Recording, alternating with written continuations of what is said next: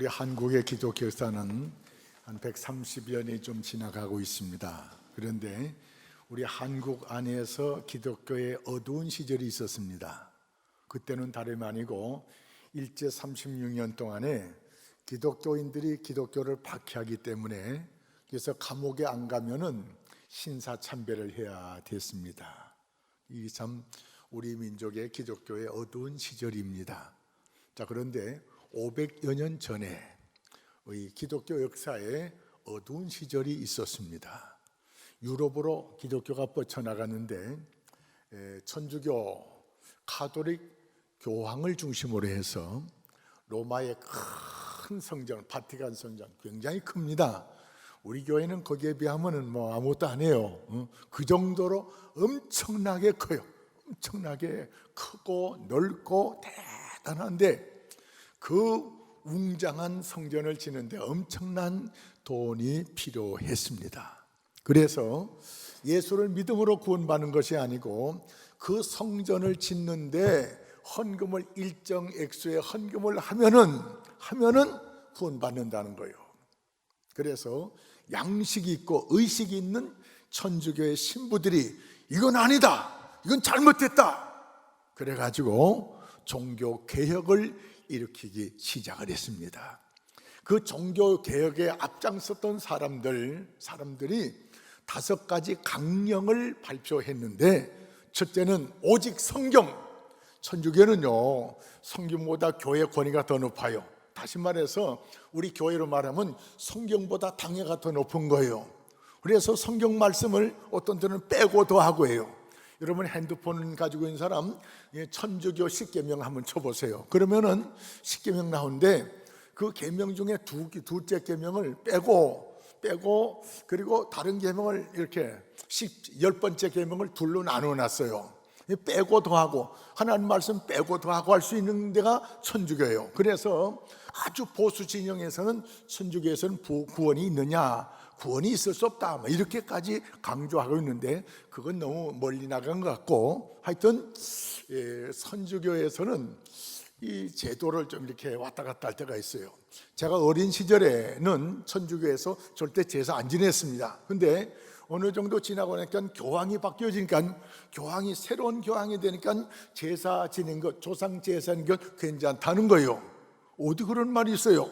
고린도 전서의 말씀을 보면은 절대 그런 말을 감히 천주교 재단에 온 천주교에 선포할 수가 없는데, 그러니까 교황의 권위가 성경보다 높다 보니까는 성경을 앞서갈 수가 있고 성경을 무시할 때가 있어요. 그래서 500년 전은 기독교 하나님의 말씀에 붙잡힌 성도들이 이거는 잘못됐다, 그래서 천주교 교권이 중심이 아니고 우리는 하나님의 말씀으로 돌아가자. 그래서 오직 하나님의 말씀, 오직 예수, 오직 은혜, 오직 믿음, 오직 하나님께 영광. 5가지 기억하시겠어요? 요건 외우실만 해요.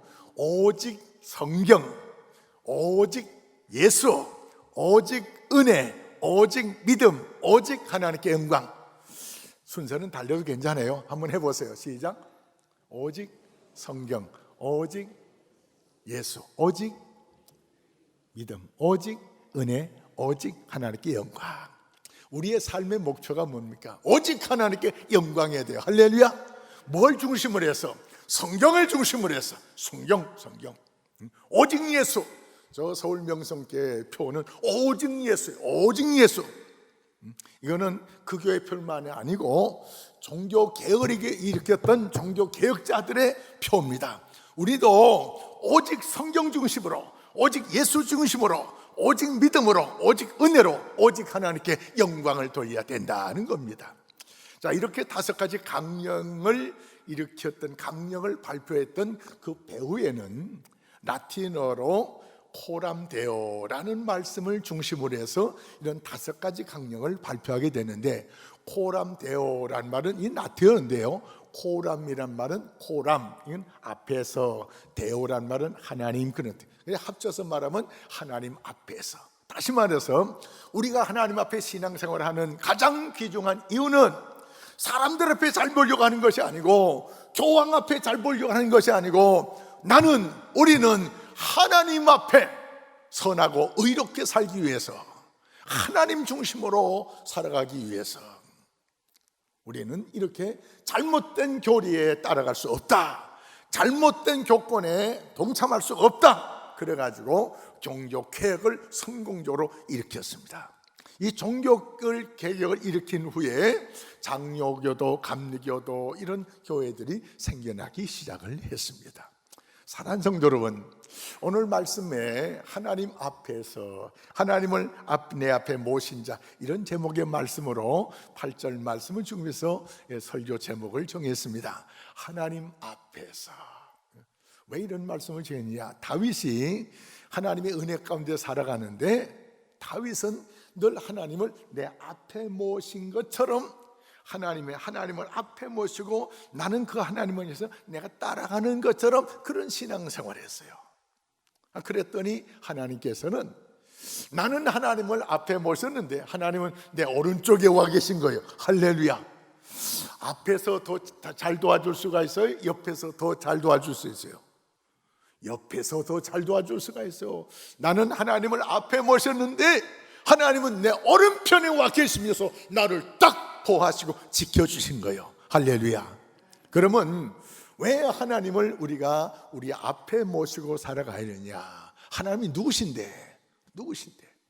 창세기 1장 1절로 28절의 말씀 보면 하나님은 창조의 하나님, 이 세상 모든 만물뿐만 아니고 나도, 우리도, 여러분도 하나님이 창조하셨습니다. 나의 창조자 되신 분이기 때문에 그분을 나의 하나님으로 모실 수 있는 것입니다.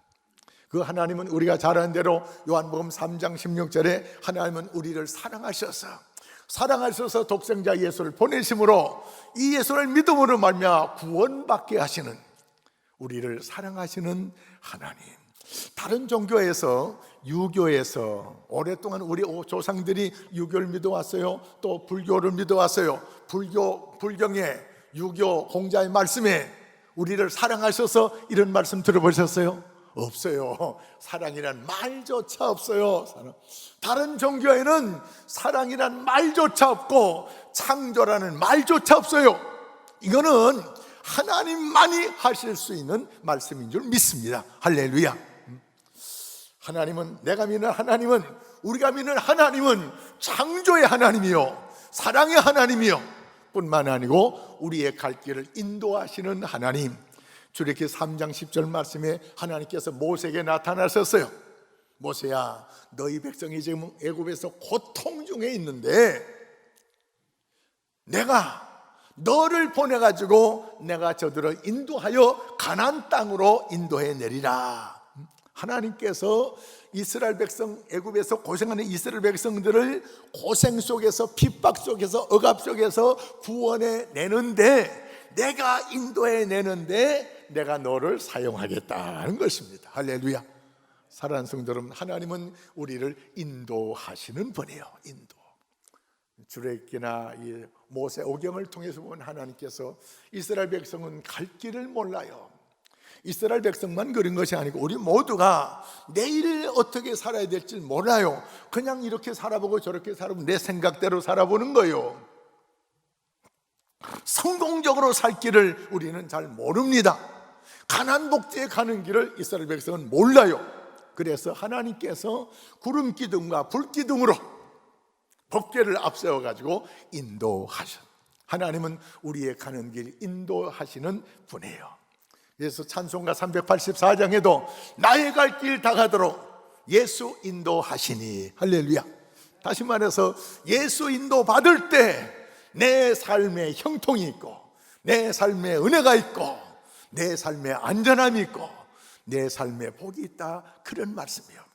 우리가 믿는 하나님은 창조의 하나님, 내가 믿는 하나님은 창조의 하나님이요, 내가 믿는 하나님은 나를 사랑하시는 하나님이요, 내가 믿는 나의 하나님은 나의 가는 길을 인도하시는 하나님. 세 가지 말씀드렸어요. 우리가 믿는 하나님은 어떤 하나님이라고요? 나를 창조하시는 하나님, 나를 사랑하셔서 구원하시는 하나님, 나의 갈 길을 은혜력 가운데 인도하시는 인도자 되신 하나님. 그 하나님은 한마디로 말하면 내게 복의 복을 주시는 하나님.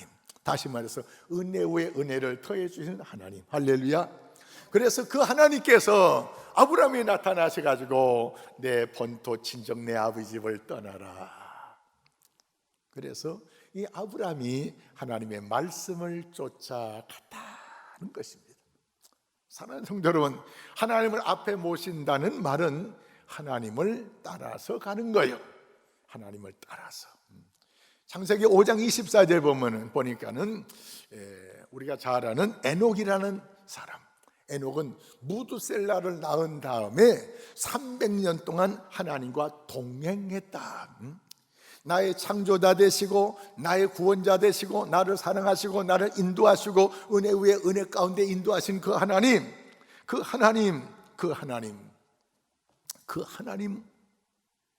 동행하는 삶을 살아가야 됩니다. 사랑하는 성도 여러분, 앞서서 내가 믿는 하나님에 대해서 내가 믿는 하나님을 어떻게 생각하느냐, 여러분, 내가 믿는 하나님은 어떤 하나님이라고 조금 전에 말씀드린 것 가지고 정리해서 믿지 않는 사람들에게 증거할 수도 있고요. 내가 믿는 하나님에 대해서 내가 확신하셔야 돼요. 확신하셔야 돼요. 내가 믿는 하나님은 어떤 하나님이냐, 예수님께서 복음서를 통해서 우리 하나님을 설명해 주신데, 하늘에 계신 우리 아버지시다. 그 창조의 하나님, 그분은 멀리 계신 분이 아니고 하늘에 계신 우리 아버지, 나의 아버지, 그분은 우리의 아버지십니다. 한번 볼까요? 하나님 아버지. 또 믿음의 선배들은 사도 신경을 통해서 전능한 아버지 하나님, 전능하신 아버지 하나님, 이렇게 우리로 하여금 고백하게 하셨습니다. 그냥 힘이 없는 하나님이 아니에요. 우리 육신의 아버지처럼 어떤 면은 잘하시고 어떤 면에서 힘이 없어요. 근데 우리가 믿는 하나님은 전능하신, 모든 면에서 완벽하시고 모든 면에서 능치 못할 일 없신 하나님이 우리 하나님 아버지, 그분이 우리의 아버지십니다. 할렐루야.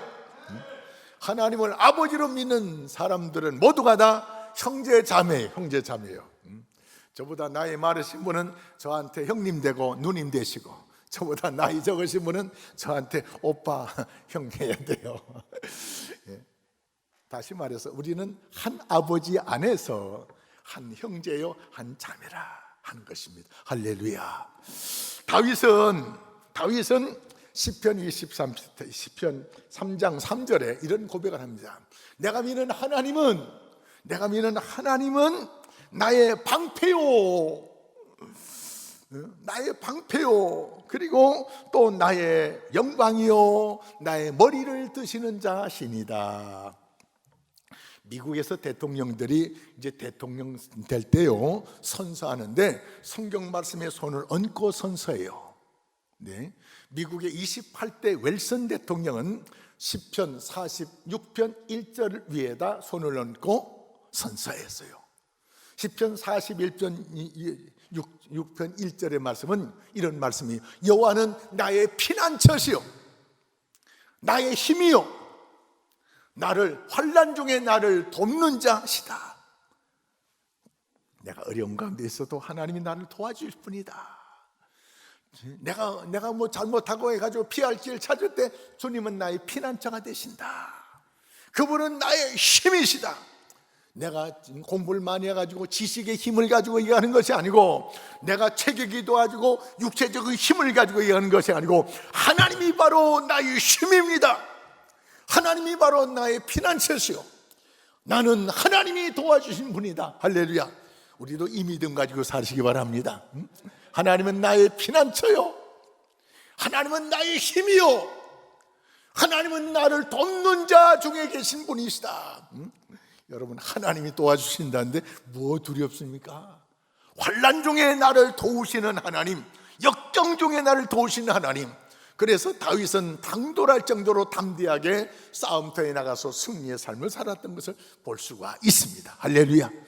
자, 이 하나님을 우리가 어떻게 믿고 살아가야 되냐, 다윗을 통해서 우리에게 주는 다윗의 신앙 고백은 바로 이 하나님을 내가 내 앞에 모시고 살아가. 내 앞에 늘, 다시 말해서 앞에 모신다는 말은 하나님을 늘 따라갔다, 그런 말, 따라갔다. 자, 그런데 하나님을 따라갔는데 하나님은, 내가 하나님 따라간 것 같은데 하나님은 내 오른쪽에 와서 너를 딱 지키고 계신 거예요. 딱 보호하고 지키고 계신 거예요. 자, 사랑하는 성도 여러분, 하나님을 내 앞에 모시고 하나님과 더불어 산다 하는 말, 이 무슨 말일까요? 어떻게 그렇게 할 수 있겠어요? 하나님이 정말 나타나셔가지고 내 앞에 와 계신 것을 우리가 어떻게 볼 수가 있습니까? 아니에요. 하나님은 볼 수 있게 임하신 분이 아니에요. 그래서 우리는 하나님에 대한 인식을 우리는 물체적으로 생각하면 안 돼요. 하나님은 영이시기 때문에. 그래서 요한복음 1장 1절 말씀에 태초에 하나님이 계시니라.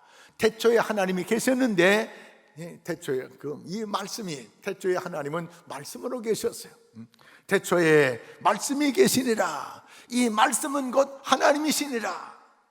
이 말씀은 하나님과 함께 계셨고 이 말씀은 곧 하나님이시라. 다시 말해서 하나님을 내 앞에 모시고 산다는 말은 하나님의 말씀을 따라 사는 거예요. 말씀을 따라, 하나님 말씀 중심으로 사는 거예요.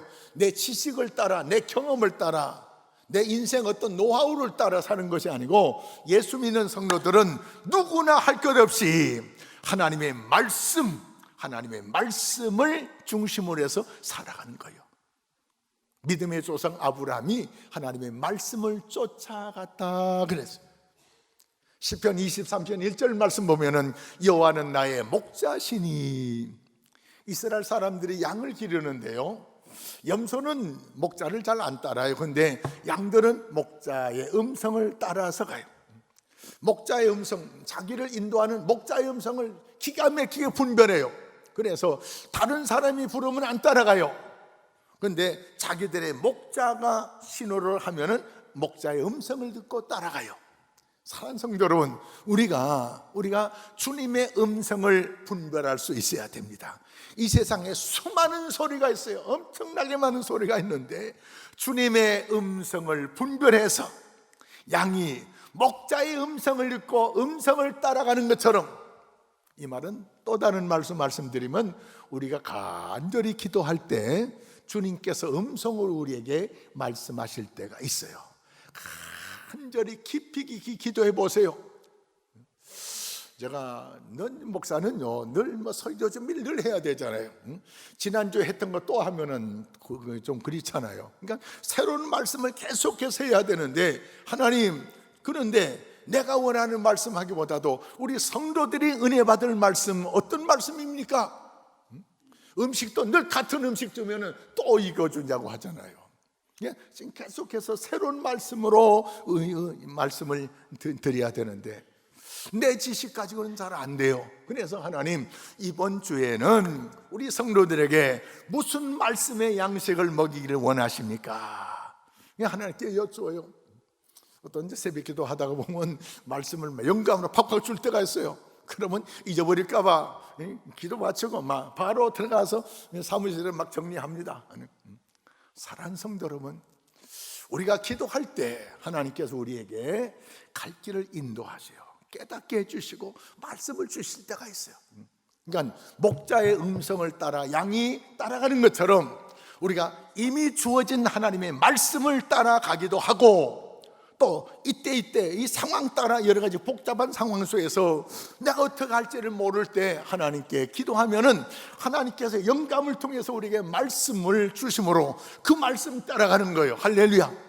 그래서 하나님을 내 앞에 모신다는 말은 다른 말이 아니고 형상적인 말인데, 하나님을 내 앞에 모신다는 말은 하나님의 말씀을 항상 내 앞에 두고 하나님의 말씀 중심으로 내가 살아가는 거예요. 할렐루야. 한번 따라할까요? 나도 하나님 말씀 중심으로 살아가리라. 할렐루야. 하나님 말씀 기억 안 날 때 기도하셔서 다시 말씀 들어야 돼요. 할렐루야.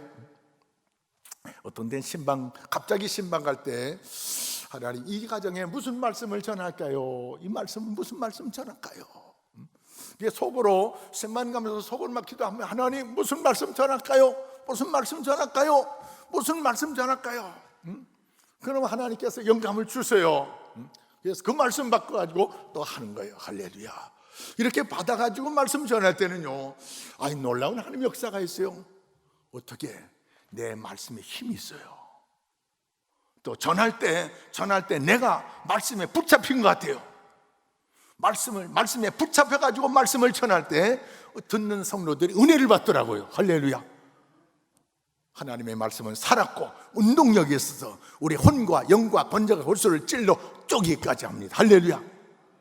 사랑하는 성도 여러분, 그래서 우리가 이 땅에 사는 동안에 가장 잘 살 수 있는 비결이 뭐냐? 가장 귀하게 살 수 있는 비결이 뭐냐? 하나님의 말씀을 쫓아가는 거예요. 우리는 갈 길을 모르지만 주님은 갈 길을 아셔요. 우리는 내일도 모르지만 주님은 영원히까지 아셔요. 할렐루야. 우리는 어떻게 해야 승리하고 어떻게 해야 성공할 줄 모르지만 주님은 어떻게 해야 성공하고 어떻게 해야 승리할 줄 주님은 아셔요. 그래서 다윗이 전쟁에 나갈 때마다 무기를 잘 준비했나? 무슨 무기 준비했나? 군사는 얼마나 했나? 그거 전혀 생각하지 않았어요. 다윗이 전쟁터에 나갈 때 무기 준비하는데 신경 쓰지 않고 군사가 얼마나 되느냐 이 신경 쓰지 않았어요. 하나님, 이 전쟁을 내게 붙여주시겠습니까? 이 전쟁에 내가 어떻게 하면 좋겠습니까? 이스라엘 백성들이 여호수아가 여리고성을 돌 때도, 요단강을 건너서 여리고성에 쳐들어갈 때도, 아이성 칠 때도, 여리고성 돌 때 전쟁 무기 가지고 여리고성 무너진 것이 아니에요. 하나님 말씀 따라 하루에 한 바퀴씩 돌다가 마지막 7바퀴 돌고 함성을 이을 때 여리고성이 무너졌습니다. 자, 여리고성 큰 성을 이겼는데 그 다음에 작은 성 아이성, 요거쯤이야 요거쯤이야. 그래가지고 그땐 기도도 안 했어요. 하나님의 뜻 생각지 안 하고 내 생각대로 아이성 쳤는데 졌잖아요. 왜 졌어요? 내 멋대로해서 그래요. 여러분, 쉬운 것은 내 맘대로 하고 어려운 것만 하나님께 기도합니까? 그건 잘못됐다는 거예요. 오늘 성경을 통해서 우리에게 주는 말씀은 큰 문제든지 작은 문제든지 하나님께 기도하면서 하나님의 인도를 받을 때 큰 문제도 작은 문제도 이겨나갈 수 있는데, 큰 문제 앞에는 기도하고 작은 문제 앞에는 기도 안 하다 보니까 작은 문제 앞에 넘어지더라 그런 말이에요. 작은 문제 앞에 우리는 큰 문제도 이겨야 되고 작은 문제도 이겨야 돼. 비결은 다른 데 없어요. 주님께 기도하며 기도 응답 속에 나가면 반드시 승리할 줄로 믿습니다. 아멘. 사랑하는 성도 여러분, 이래 하나님을 내 앞에 모시고, 다시 말해서 하나님의 말씀을 따라, 이미 주어진 성경 말씀을 따라, 아니면 상황 따라, 내 어려운 상황 속에서 내가 기도하면서 내게 주시는 영감을 따라 살아갈 때 우리에게 주시는 하나님의 은혜가 있어요. 첫째, 우리가 흔들리지 않게 하세요. 환난과 역경 속에 믿음이 안 흔들려요. 할렐루야. 오늘 말씀 보시기 바랍니다.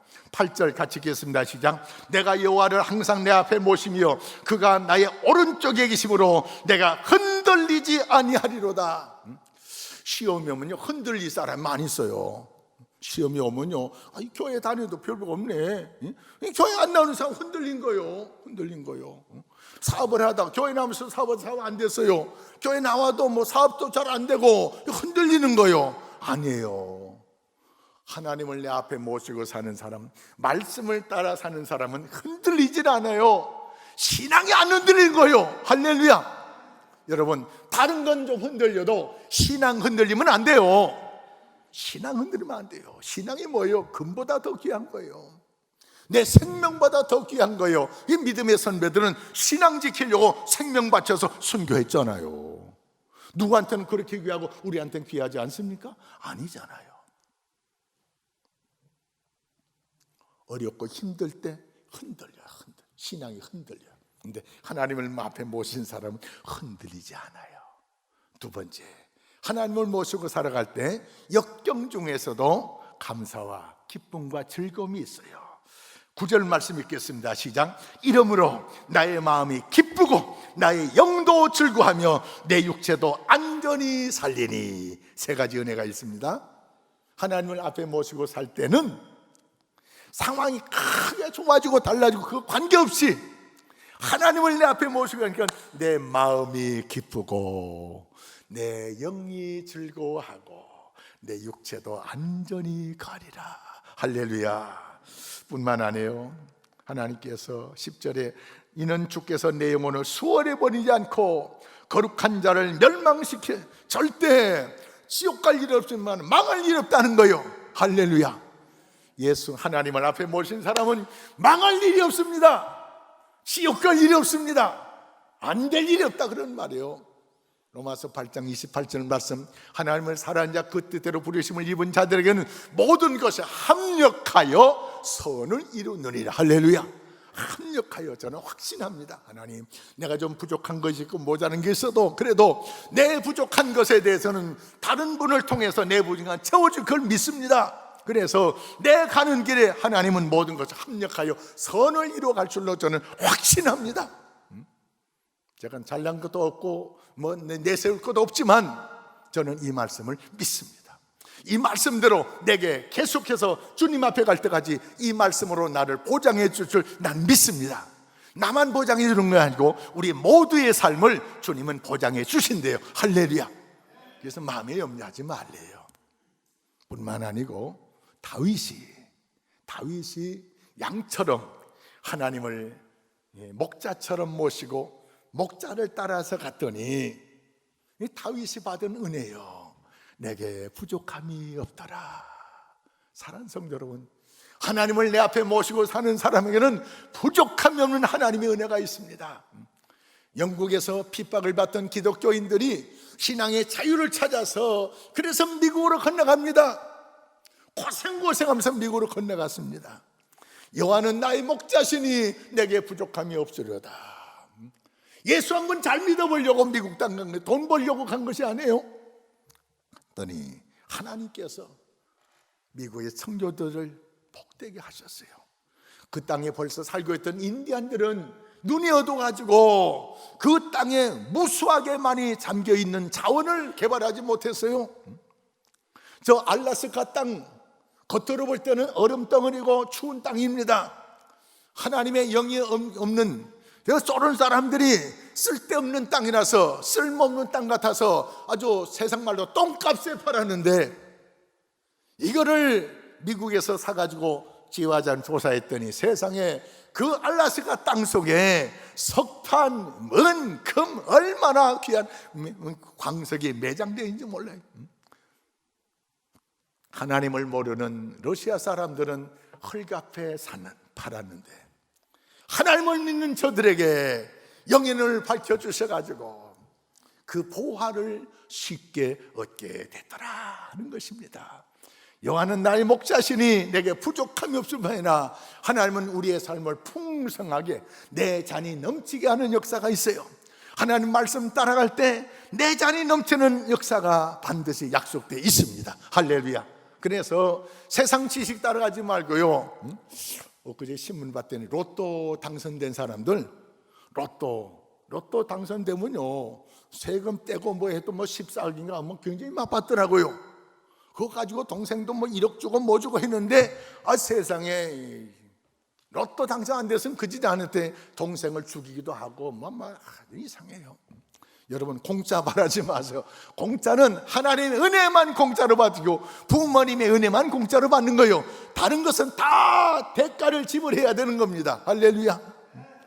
사랑하는 성도 여러분, 여호와를 나의 목자로 모시고 살았더니 내게 부족함이 없으려다. 내 영혼을 소생시키고 나를 의의 길로 인도하시고, 의의 길로